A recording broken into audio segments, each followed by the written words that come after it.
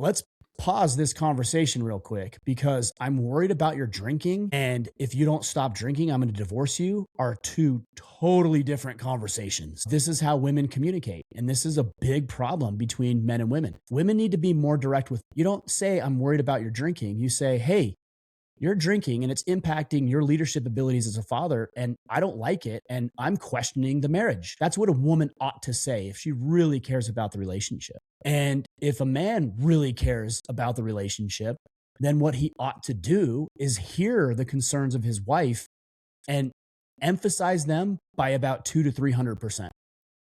What's good, fatherhood? Welcome to Uncommon Dad Work Podcast, episode 56 or something like that now, with special guest today, Mr. Ryan Michler, father of four, and founder of I definitely founded them. You founded them. There was too. somebody else involved, but I did found them.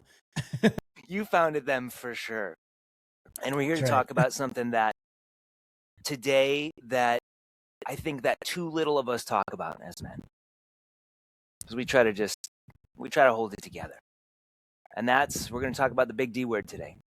41% of first marriages right now, at least last stats that I looked at, end in divorce. 60% of second marriages.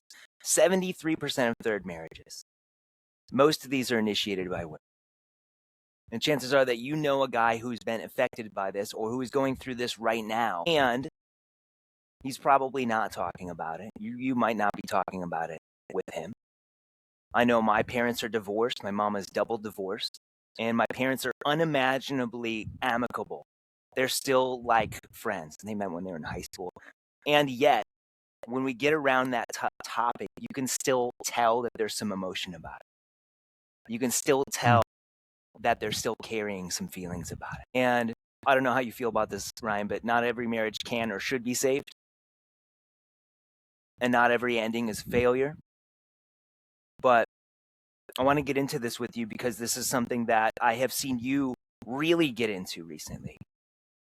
And I just want to hand it over and ask you, what is it that we're not talking about? Yeah, I mean, that's a broad question. It's a broad brush. But, let me just say this. I think the reason we don't talk about it is what you had just said, is that you had said something to the effect of not every ending is a failure or something like that. Yeah, it's not, because it takes two to tango, right? Like if you decide to bail and jump ship and there's some things that you might engage in that I would say that's a definite failure on your part as a man. But I can't tell you how often, because I went through my own divorce. It finalized 3 years ago, this in March. It was 3 years ago when it was finalized. So 3.5 years of going through this process at this point. And I can't tell you how many guys have said to me, well, God doesn't allow this to happen, or, God can fix every marriage. And I can't believe you bail on your family. And what the men who say that fail to realize is it actually takes two to tango. If it were up to me, I'd still be married. I did everything that I could to try to salvage the marriage and rebuild the marriage. And by the time I got to it, it was a little too late, too late at that point. So yeah, not everything is within our control. And that's one of the things that I've had to really learn over the past 3.5 years, is that we could have all the desires and goals and dreams and ambitions and all the things that we want to have with regards to our relationship with the woman that we love. And also she's her own sovereign human being who can make her own decisions. So you've got to let some of that go. And yeah, we don't want to talk about it in the context of failure, because it makes us feel inadequate, right? Like, I did this, I didn't do this, I should have showed up this way, I could have done this better. And also what I've seen, especially as I've talked with guys about their own divorces over the past 3 years, is that it's an indictment on them. And a lot of guys are very ego driven. I have ego too. All of us do. So we can get driven by ego. And if we communicate that with somebody, what it says to them is, I'm not as good of a leader as I could be. I can't keep a woman around. All these toxic phrases and ideologies that we adopt as doctrine and scripts in our behavior. And it ends up making it really, really difficult to talk about what I believe is probably, barring maybe the death of a loved one, your children, your wife, somebody close to you, is probably the darkest time in your life. and more men need to address it, talk about it, the real issues, what's going on, what isn't going on, where you were culpable, where you weren't, and get to the root of what's really happening. Let's dig into those things. I don't know where you want to start with diving into all of that. That's a lot. But one of the things that was coming up in my head, and I see this with the guys that come through the order that they've either talked about the D word or they're going through divorce right now, that really have done everything that they possibly could at this point. And we've worked on it together, and it's still not working. So, you mentioned that a second ago. Where was I dropping the ball? And going all in to make sure that we are putting in all the effort necessary to repair. What do you want to dive into this? Well, I mean, about your point of did I do everything? I think when a man is confronted with divorce, and the statistics are there, the overwhelming majority of divorces are initiated by women. And when a woman tells her husband that she wants a divorce, on average, she's already been thinking about it for 24 plus months. So by the time that she comes and talks with you about it, she's not thinking about it. She's already decided. She's done the logistics. She's figured out her exit strategy. She probably has talked with lawyers or some sort of informal legal counsel. She's definitely talked with her family about it, and you're the last to know about it. And this is why so many guys feel like they've been completely blindsided. And I felt that way too. But in hindsight, there were signs that I saw that were leading to this outcome, but I didn't take it as seriously as I should have because women don't communicate like that. So I really got into alcohol abuse, substance abuse. No, I shouldn't say substance abuse because it makes it sound like more than alcohol. It was just alcohol abuse. And I really became disengaged from the family. And she felt like, I imagine, just based on what she said, that she felt like she had to do everything, her role, my role. I remember her telling me at one point as we were initially going through this that she was covering for me. My daughter at the time, who was probably 8 or 9 years old, would ask, well, what's dad doing? Like, why isn't dad tucking me in? And the truth was I was passed out on the couch in the living room. And she would say, well, dad's tired from a long day of work. So to her credit, she was covering for me and trying to put that best foot forward. But the reality is I was passed out. And there was a lot of red flags that I missed and I overlooked that I wish I would have seen sooner. I remember when I was really heavy into drinking, well, she said to me, Ryan, I told you about how upset I was about your drinking and you ignored it. And I said, okay, can you tell me what you said? Because I don't remember you telling me that if I didn't clean this up, we're going to go through a divorce. Like, what did you actually say?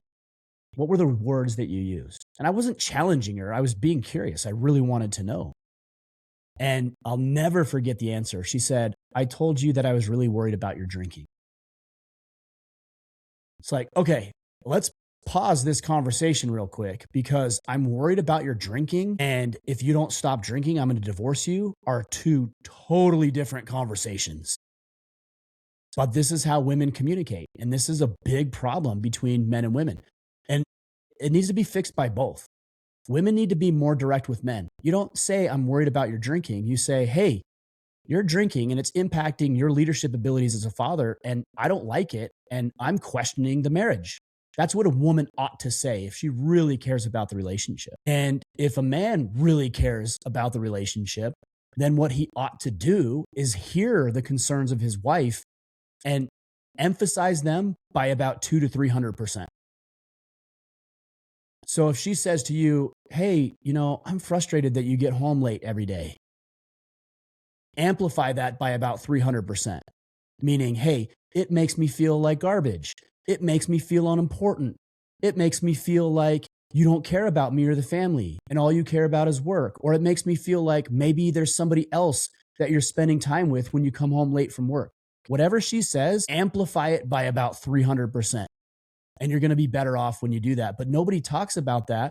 And women are here giving us soft language because that's how women communicate. They're relational. And men are hearing something different than what is actually happening because we're directional. Like I could come to you and I could say, if you're a close friend of mine Can I swear on this podcast? Are we good with that? Go for it. Fuck yeah.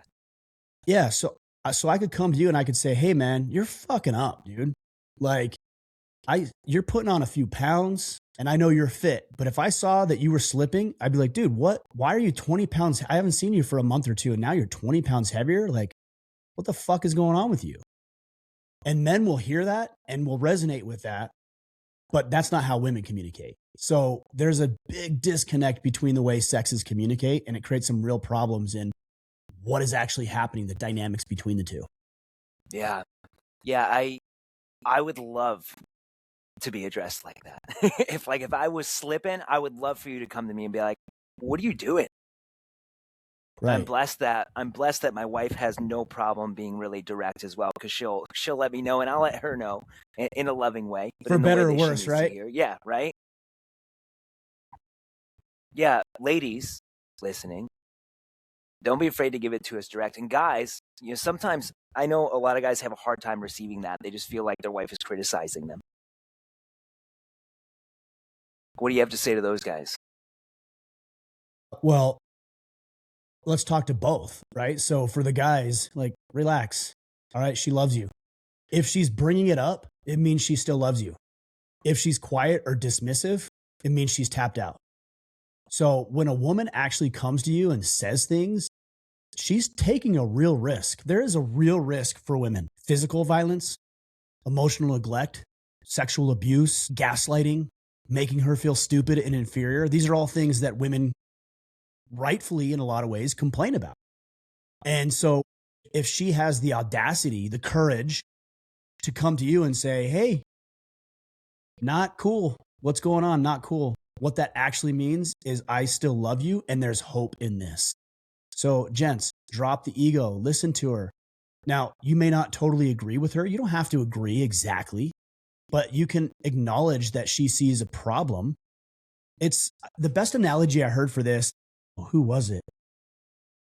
Adam Grant, or no, not Adam Grant, Adam Lane Smith. He does a lot of work on connection types, whether you're an avoidant or a disorganized or an anxious attachment. And he gave me a really great analogy. He said, a woman's job, as if it were in business, is to come to you and communicate problems. And then you as the man are the CEO of what's going on. And your job is to fix problems. So if she comes to you and says, hey, something's going on, it's not your job to dismiss it. It's your job to say, tell me about that. I wasn't aware. What's going on? Give me the insight. What does that mean? I'm confused about that. I didn't see that. Help me understand that. And then as the CEO of your family, it's to say, okay, yeah. All right, babe, you feel disconnected from me? As a CEO, my solution is we create a weekly date night. Or if you feel like my drinking is concerning you, okay, amplify it 300%. She's 300% more worried about it than what she's saying. And okay, well, let's come up with some rules. Maybe we have a cocktail on Saturday night when we go out, and I don't drink outside of that. And we'll come up with some rules. Your job as a man is to be the CEO. Her job is to come to you and say, hey, this is not working with the relationship. Guys can't see that as well because we're not relational. We're directional.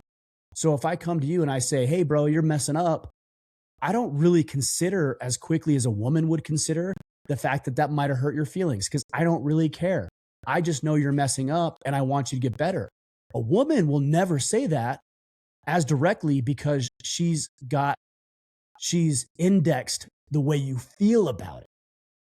Right? So if a woman were to come to you and say, hey, you're messing up, she might be right, but she's indexed this thing that guys don't generally do, which is, well, how would he feel if I said that to him? Which is why they soften the blows, even though they're feeling extreme levels of anxiety or frustration or resentment. They just don't communicate it real well. And I understand why they might not, if I'm being honest about it. Yeah, so there's the signs. She's going to bring it to you in some way. Going back to what you had brought up about your conversation, I'm worried about your drinking. And we need to amplify that worry by 300% and know that she's probably been sitting with this for a while. And our work is to really ensure that we're aware of our unconscious reaction to that, to fight that, and to say one of my favorite mantras was, well, okay, maybe that's true. Maybe that's true. Maybe there's something there. Maybe I do have a drinking problem. Okay. And get curious and ask questions. I remember this was probably 6 months prior to her telling me she wanted a divorce. We took the kids camping. I've got 4 kids and we took them camping. And one night, I think it was the first, we did 2 or 3 nights. And the first night we were there, she said, we put the kids down to bed and she said, hey, are you going to have a drink? And I was like, no, I didn't bring any alcohol. So no, not planning on having a drink. I just planning on camping with you guys. And I'm not kidding, man. In hindsight, her face lit up like a Christmas tree. I mean, she was so ecstatic that I wasn't going to have a drink that night. And I didn't really think about it at the time. And I was like, what? Like, why was that? That was weird. Like, why was she so thrilled about that I wasn't going to have a drink while we were on our camping trip? And then we got home on maybe a Sunday afternoon or something, and I had a drink that night. And she was so bothered, like visibly bothered, that after 2 or 3 nights I hadn't had a drink. And the minute I got home, I had a drink, and she was so bothered. I'm like, what is the problem here? And what I didn't do is I didn't do the 300% rule. When she was excited about it, that should have been an indicator to me that that was a palpable acknowledgement of the fact that she didn't want me to drink. She's like, oh God, thank you. Like, you're not going to drink. You're going to be fully present with us. You're going to care about us. You're going to be present. You're not going to get drunk. You're not going to pass out. That's what she was saying. She didn't say that blatantly, but that's what she was saying because of that 300% rule, if we're going to call it something. And I would just caution men that whatever she says, amplify it, man. Good and bad, by the way. If she comes up and she gives you a hug, like let's say you're maybe cooking dinner for your wife and she comes up and wraps her arms around you or gives you a little shoulder massage, that's not nothing. Amplify that by 300% too, because she's busy. She's got kids running around and she's probably got work and she's got her girlfriends who are stressed out and she's got drama and her mom and sister are arguing and she's got all this other bullshit she's dealing with, and still she came and gave you a massage. Amplify that shit by 300%, because that's what it takes for her to be able to communicate the way she does. Yeah, I think that's especially important when she stays at home with the kids. I think that's my situation. Yeah, a lot of guys inside of the Order of Kings have a similar situation. That's especially important because of everything that she's carrying in her nervous system. It's hard to break out of that and get into connection and then want to come and like put her hands on you, especially most women are not that naturally physical. You can unlock that, but it's not going to be her go-to. So that needs the 300% rule as well. And wrapping up your point from earlier is once this happens, we're directional. It is on us to own the direction of the relationship and actually do something. Then you brought up having a date night. One of the things that I think is so important is just being real with each other at the end of every night. Like what's good? What are you struggling with? What was hard today? What are you looking forward to? What are you not looking forward to? And maybe that's a weekly thing where you guys are sitting down and actually talking about, and Jordan Peterson talks about the state of the union, but just like, I saw you do this awesome thing this week. Here's one area that I feel like I'm dropping the ball, and have those real conversations. It can be a date night too. I think that way too many people are not doing that. We're just doing the autopilot thing, and then it gets to, I'm worried about you drinking. Yeah. Well, and I would say, since we're talking about divorce, and a lot of guys probably in your organization and within mine will have these conversations, their wife will come up to them 2 or 3 years after they've been thinking about it. They got the logistics planned out. They've talked with their girlfriends. They've talked with their mom. They've talked with their attorney and their legal team, and they'll come to you and say, hey, I'm ready to separate, or I'm ready for a divorce. And, it's a really frustrating time. But what I would say to those guys is there's something that's very counterintuitive, because we as men, like you said, are directional and we're problem solvers. So what men will slip into when the woman in their life comes to them and says something like this is they'll slip into puppy dog mode, where now all of us, and I did this too. So I'm not pointing fingers at anybody that I haven't done this for myself. And this is part of the reason I know why it doesn't work is all of a sudden she comes to us and she's like, hey, I want to separate, or hey, I want a divorce, or hey, I want to move out. And we start doing all the projects that we said we do. We start doing all the dishes and chores around the house. We start saying yes to everything. We don't rock the boat. We start taking her on date nights, and we do all of these things that we think she wanted. And here, it's not bad. Like you as a man are trying to be in integrity. You're like, oh shit, this is important. Fix it. But here's how women interpret this without exception. You are manipulating me. That's what she's saying. Subconsciously or consciously, you're manipulating me. You're only doing this to get me back. And once you get me back, if that happens, then we will slip right back into old patterns. What she is not looking for is for you to be that puppy dog that follows her around and does and says all the things that you think she wants you to say and do. What she wants you to do is to lead yourself. She wants to know that you acknowledge you have a problem. So for me, one of the things that I did that was good is I immediately started going to AA. I immediately started getting therapy, online therapy. And I did that for me. I wanted to get sober. I wanted to figure out what the problems were. I wanted to get to the root of it. I didn't do it to win her back. I didn't do it to rescue the marriage. I just thought to myself, man, if I'm going to move forward in life, then I've got to do the best things for me, regardless of how she feels about it. And this is I have a friend, his name is Keith Yackey. He runs a program called The Married Game. And he said this to me because I called him during this time. And I said, bro, here's what's going on. Like, help me. And he said, Ryan, the only play that you have in your playbook right now is to be the kind of man that you should have been all along, not to win her back, not to save the marriage, but only because that's what a good man would do. And when a guy can get real with that and he can really wrap his head around doing the right things for the right reason, not to get her back, not to win her back, not to manipulate her, not to show her how wonderful he is, but just because that's in integrity with who he knows himself to be, that's what becomes attractive to women. Now, in my case, it was too little too late, and I was digging a hole under my feet while I did all the puppy dog behavior, do all the dishes, do the chores, tell her how wonderful she was, like write her little notes and things like that. And I hadn't done that for a decade. And all of a sudden she's like, what the hell is this? Oh, he's manipulating me. He's gaslighting me. He's just trying to do this to win me back. And I don't feel like that's the reason I was doing it, but looking back on it now, subconsciously, yeah, of course that's what I was doing. And you can't fault a man for trying that. Like, we'll try anything. And I think that's actually virtuous. It just doesn't work. So virtue and prudence can sometimes be two different things. Yeah, it's a problem, that puppy dog mode, when it's coming from, and she can feel this when it's coming from that place of anxiety underneath. Yes. It's like, I need to do this. And there's that neediness, and she can feel that always. And I feel that if you can't get to a place of, well, this is service,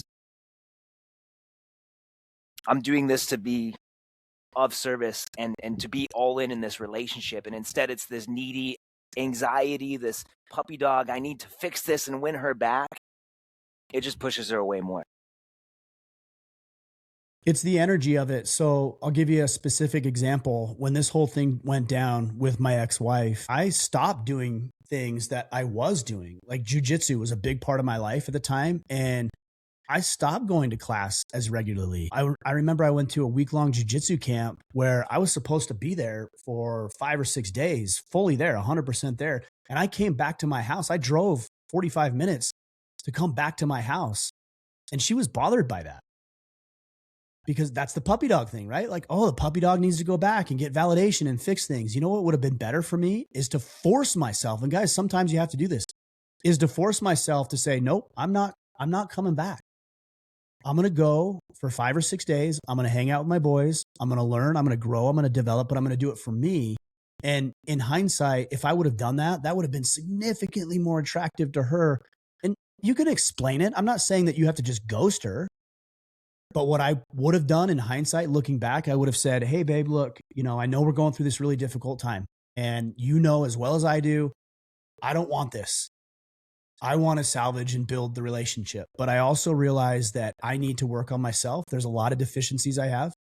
I realize you probably need some space mentally, emotionally, and physically.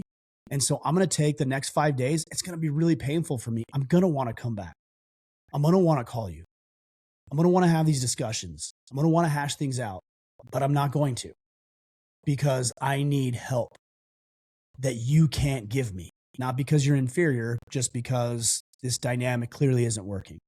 So I'm going to go hang out with my boys and I'm going to go do wholesome things with them. Like, I'm not saying hang out with your boys and go get sloshed in Vegas for the weekend, clearly, right? Like, the fact that I would even need to throw that disclaimer out there is a little upsetting, but sometimes I do. Like, go do a wholesome activity, go to a jiu-jitsu camp, go camping, go on a hunt with your guys, like go on a golf trip for 3 days, and tell her like, hey babe, I'm going out with these guys, good guys. They're all married. I need some input. I need some advice. I need some feedback. I need to just get away. I need to build my health, mental, physical, emotional health. And when I come back, I feel like I'm going to be a better person. So I just want to explain that to you. And that's what I'm doing. She would actually appreciate that more than you just clinging on to her and trying to, salvage everything that you guys once had. Yeah. Being the man that you should have been the whole time and making sure that's coming from, you got to find the groundedness and get out of that anxiety, get out of that puppy dog, because that's going to push her away so much more. So once we have heard this separation, divorce, once it's been brought to us, what else is next? So one, I need to start doing the things I should have been doing the whole time, not from anxiousness, but being that man. What else do we need to know? What else do we need to do? So that's one thing that we talk about. I'm going to pull up something here real quick so I can actually go through a couple of thoughts that I have on this. Yeah. So I've got a program. It's called Divorce Not Death. And because I really saw so many guys struggle, and frankly, men in my personal orbit who have taken their lives after divorce. And I don't want that to happen. So we built this program called Divorce Not Death. And in that program, we go through 8 modules. And one of those modules is what you just said. It's called Make Yourself the Project. And that's what you need to do. Men love projects. We like to build things. We like to fix problems. We like to work with our hands. You can do that. You can do that with yourself.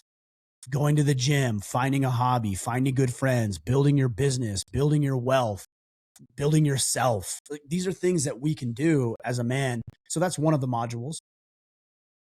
And we have like goal setting and planning and everything else that goes with that. Another module is new roles, new rules. So now you're in an entirely new role. And I often joke with guys who are going through this process that you move from doing half of the things 100% of the time to doing 100% of the things half the time. And that's a real challenge. Like I knew this when I had to cook my kids' first meal by myself. I haven't cooked for 2 decades.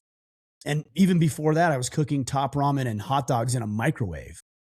And now all of a sudden my kids are hungry and I'm like, I don't know how to make spaghetti, the most basic meal that you could ever make, right? Or I have alimony, spousal support and child support, and that's taking a toll on my finances. So I actually have to get a hold of my finances. But you have new roles, new rules, and that is really jarring for a lot of men.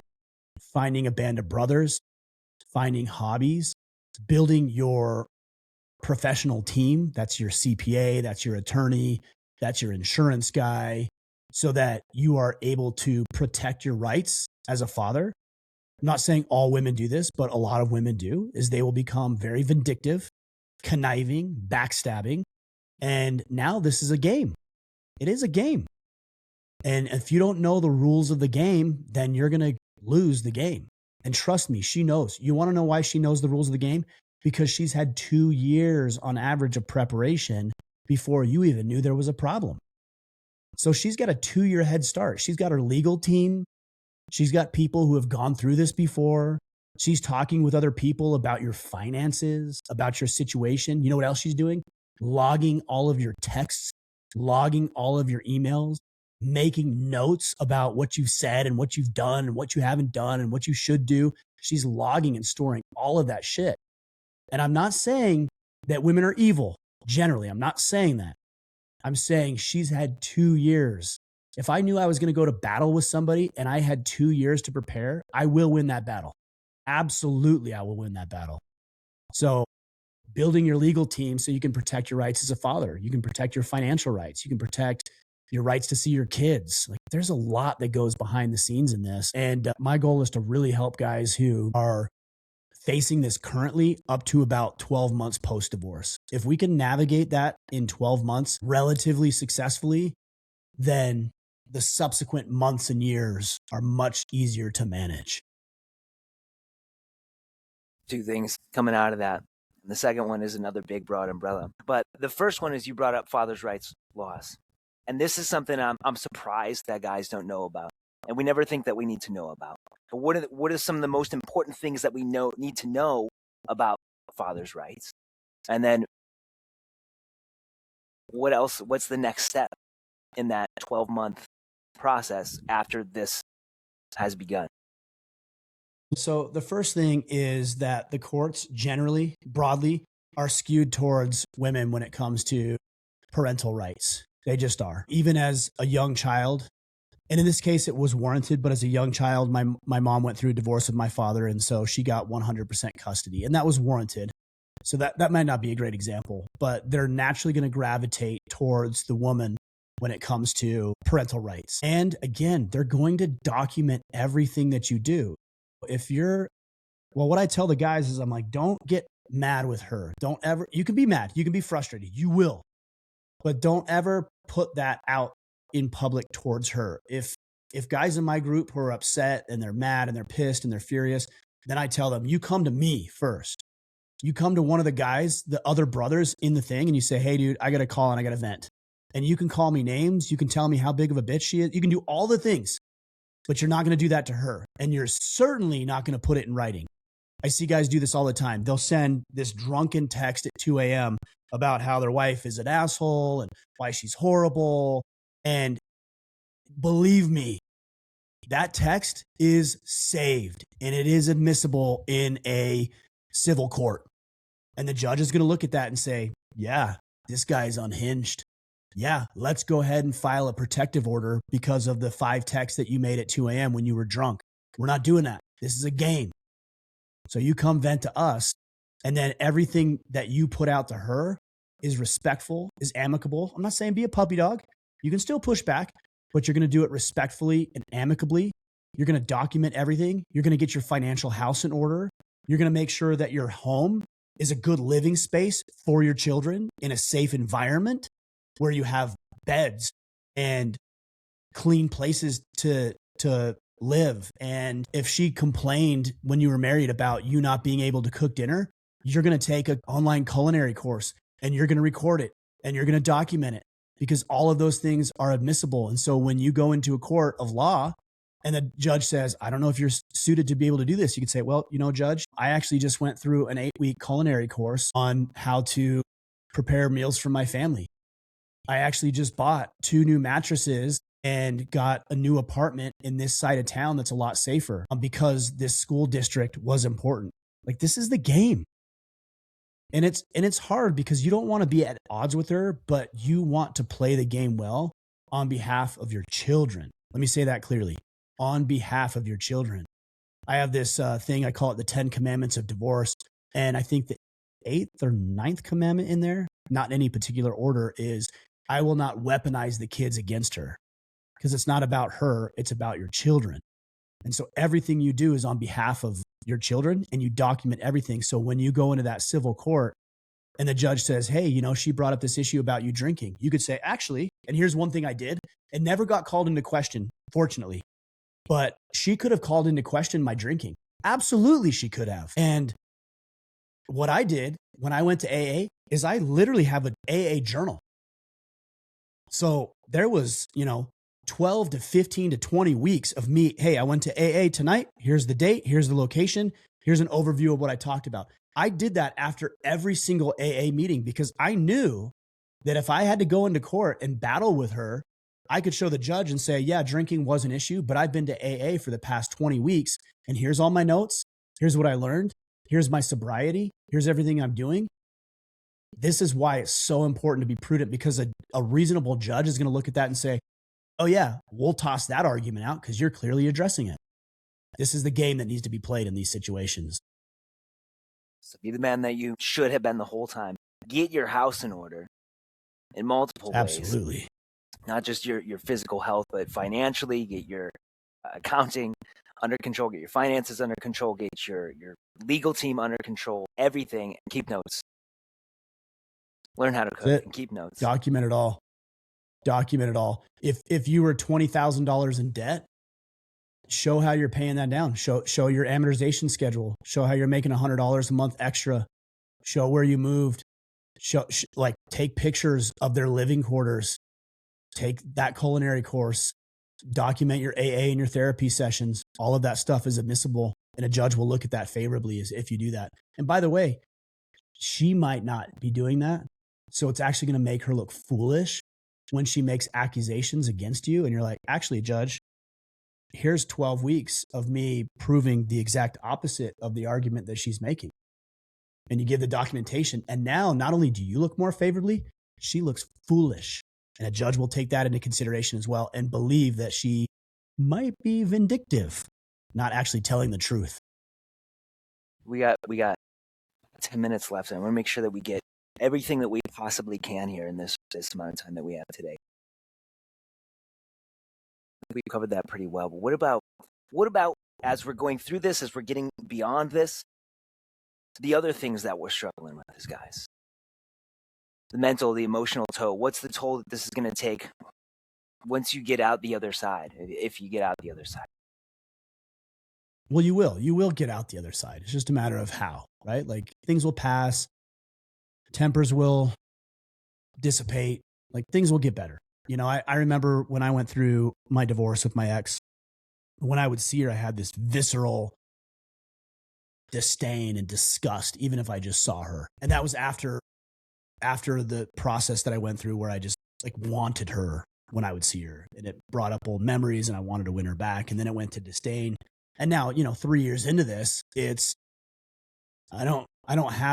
indifference. I don't have a reaction. I still think highly of my ex, but I don't have any sort of visceral reaction where I'm disgusted or pissed off. It's like, no, that's my ex, and let me drop my kids off to my ex. And so it definitely will get better if you do the right things. But at the end of the day, I think the biggest thing is making yourself the project. And that means a couple of things.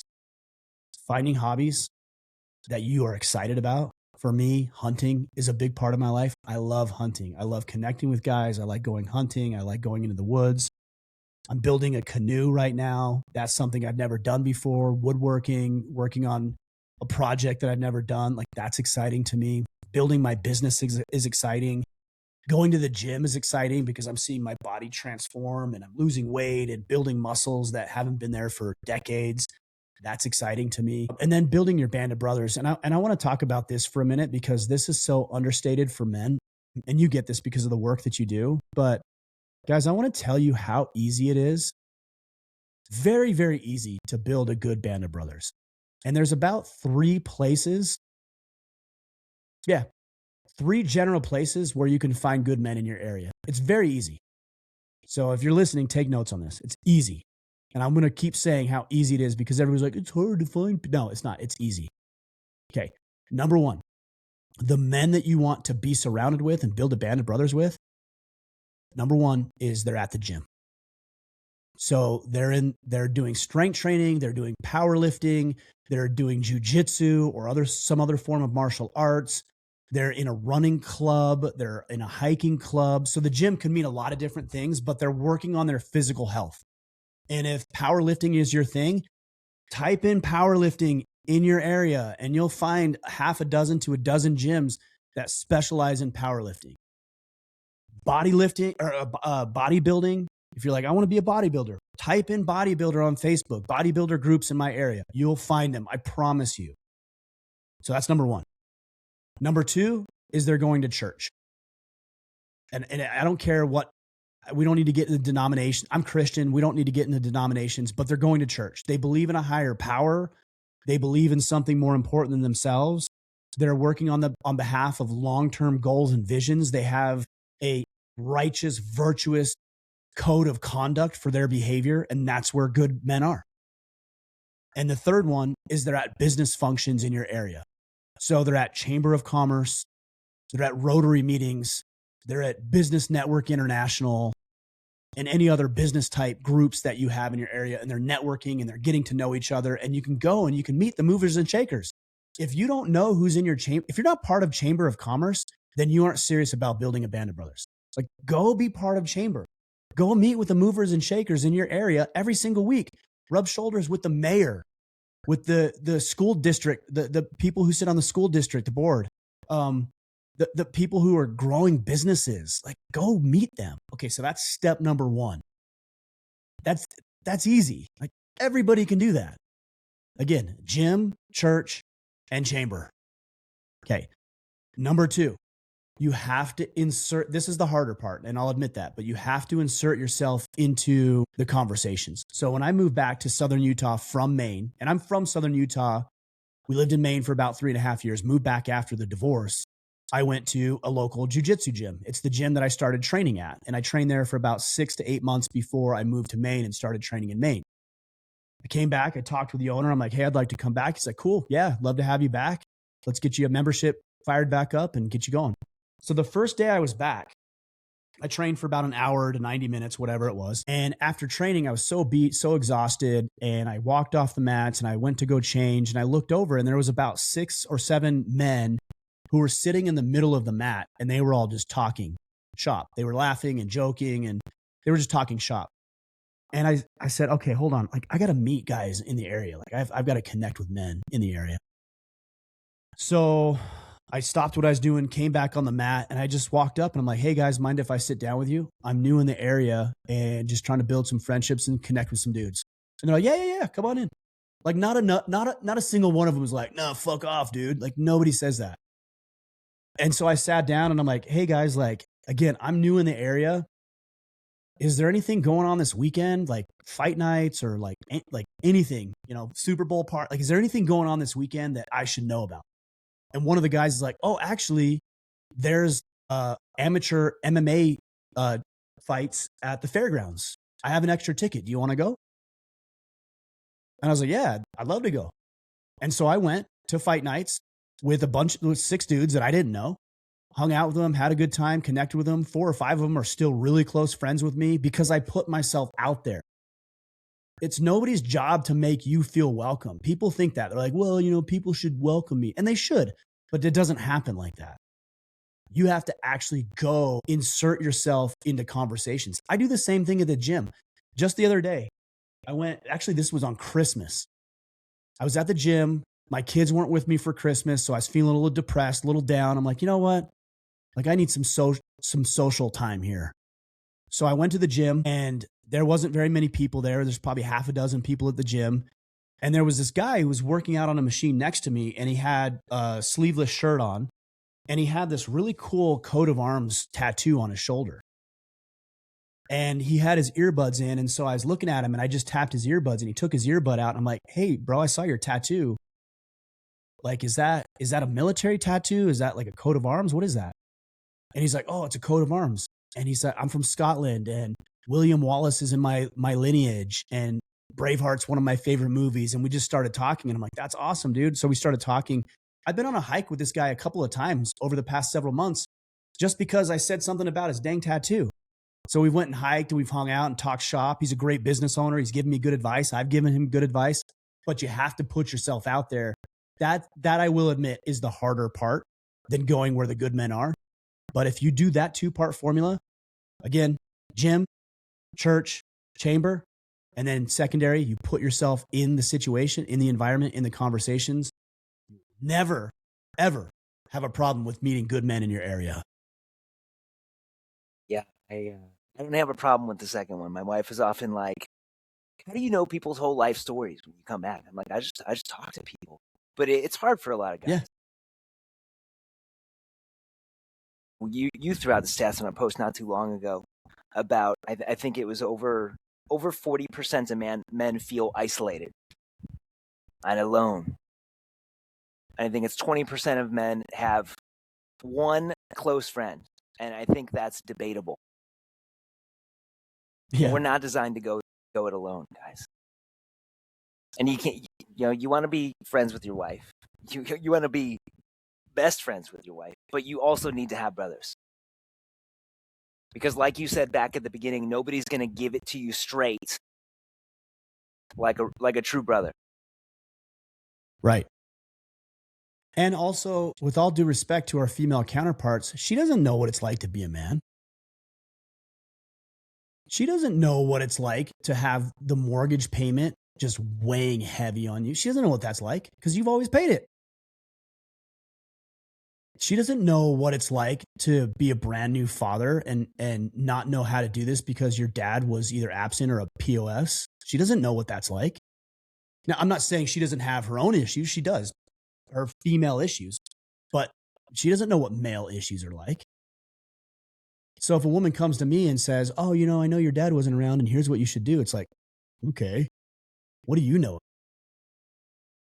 But if a friend says, if a friend comes to me and is like, hey man, like, I know what it's like to be a new father. I remember when I had my first kid and my dad just was a total jerk. And I was a jerk for a lot of years. And I wish I would have done X, Y, and Z sooner. I'm like, okay, I can respect that. I can get behind that. I can take that with some credibility because you know exactly what it's like. And a woman, with all due respect, I'm not trying to be dismissive or rude to our female counterparts, but she just doesn't know. The same way you don't know what it's like to be a woman. I don't know what a period is like. I don't know what menopause is like. I don't know what having a drama with your sister or sister-in-law and mother, like, I don't know what that's like. I don't know why you react that way. It's warranted. You can act how you want. I mean, all women seem to, so something's going on, but I don't know what it is. So you need to have your lady friends and you can work that shit out because I don't know how to work that out with you. Yeah, it's it comes back. It brings me back to your point that you made earlier as well. So we have to get curious.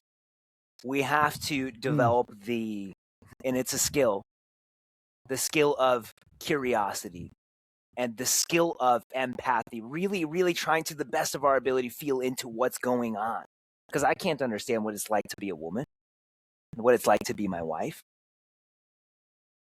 It's work.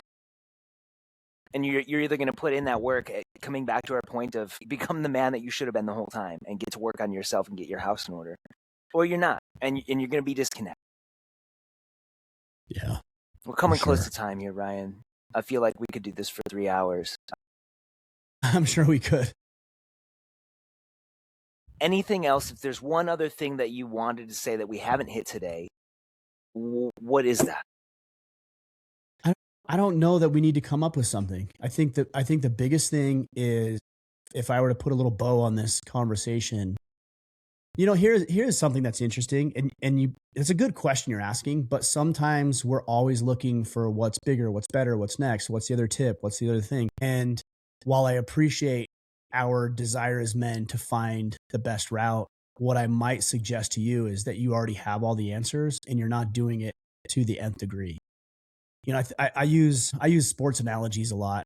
And I remember years ago, it was when Peyton Manning, at some point, one of his Super Bowls, I don't remember which one, and I can't remember who he was playing, but they were interviewing a cornerback or a safety of the opposing team. And it was either about Peyton Manning or Tom Brady. Again, I'm like kind of hazy, but the point remains.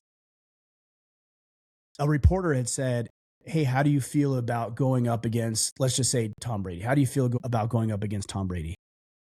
And the defensive men said, we know everything he's going to do. We know all the plays in and out. We know all the moves. We know all the audibles. We know his cadence. We know all of it. We know all of it. And the reporter said, so you guys will fare pretty well then. He said, no. At the end of the day, we're still playing against Tom Brady. And what that said to me is that there's this tendency to believe, especially with social media, that the next thing you hear is the thing that you've always needed to hear. But what I would contend is the thing that you've already heard just needs to be taken to the nth degree. And you don't need to worry about having 1,700 plays. You need to get really good at about 5 to 10 plays. And if you got good at those 5 to 10 plays, the other 100 that you were thinking about wouldn't actually matter because your life would be amazing. And so I could tell you, yeah, I could give you all sorts of advice. I could give you a lot more pointers and tips. But if you just decided, hey, you know what? I'm going to go to church, the gym, and chamber this week, and you did that every week for the remaining 46 weeks or whatever we have of the year, your life would drastically change. If that's all you did, your life would drastically change. So I'm not going to add anything else. I'm going to say go deeper. Yeah. Yeah, it's those 5 plays, 5 foundational plays that you know that you should have been doing the whole time. It's not the fancy things. It's not adding on another 5 or 6. It's those ones that have been there that you should have been doing the whole time. And you know. Yes. You know. All right, brother. You got something coming up. You got a program coming up. Yeah, I mean, we've been talking a lot about divorce and separation. If there's guys who are dealing with that, maybe they just got hit with it. Maybe they decided, and we do have a contingent of guys who join our programs who are like, hey, I decided to be out. Maybe that was because of infidelity or years of trying things that didn't work. It doesn't really matter where you're at. You're still going to go through similar problems, whether you initiated or she did. But we've got an 8-week course that we take men through these modules. There's a community associated with it. So you're going to be talking with guys who are in the same boat as you and some who have rode a little further ahead of you just because of the timing. And we've got all these tools and resources available to you. So if you go to divorcenotdeath.com, you'll find the 8 modules that we offer. You'll find 5 traps that most men fall into: mental collapse, emotional turmoil, financial catastrophe, complete isolation, and gosh, I can't remember the last one right offhand.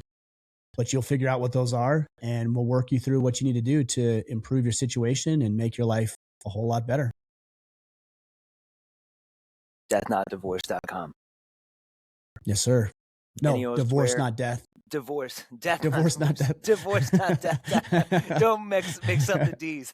Yeah, don't Divorce, conflate. Maybe I should buy the other one too, just to death. point people in the right direction. Redirect it to the right. That's right. Where else can we find you, Ryan?